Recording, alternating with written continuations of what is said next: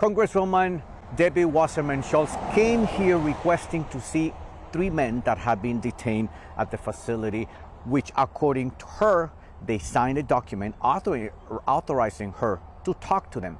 That did not happen. Now, the daughter of another man who's also here said that she's glad to see that Congresswoman Wasserman-Schultz managed to enter the detention center. Alligator Alcatraz is hell on earth. My father's been there for almost 6 months. Ariane Betancourt's father is Justo Betancourt. She told me he was detained after an immigration appointment back in October. He was transferred here.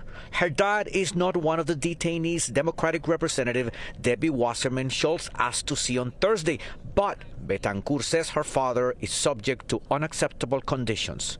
It goes against all human rights standards.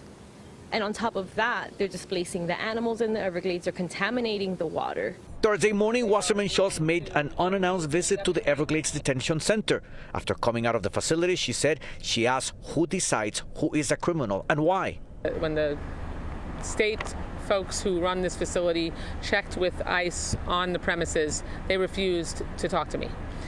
They refused to answer any of my questions. They refused to come and see me. I am a member of the United States House of Representatives. We fund ICE's budget. And because Congress funds ICE's budget, we are a co-equal branch of government. They can't refuse to talk to me. This is a facility that should be shut down, that should not exist. Just this week, the 11th U.S. Circuit Court of Appeals in Miami heard arguments regarding a federal order to shut down the facility. Environmental groups and the Miccosukee tribe are arguing that Alligator Alcatraz, built on an airstrip, requires a federal environmental review that was never conducted. Attorneys for the state and the federal government said the facility was built by the state and did not need to comply with federal regulations. So they're not only affecting the families and the detainees, but they're also affecting the ecosystem. This Everglades Detention Center is opaque and not transparent, and the reasons for the inhumanity that is occurring here are not being adequately explained to me.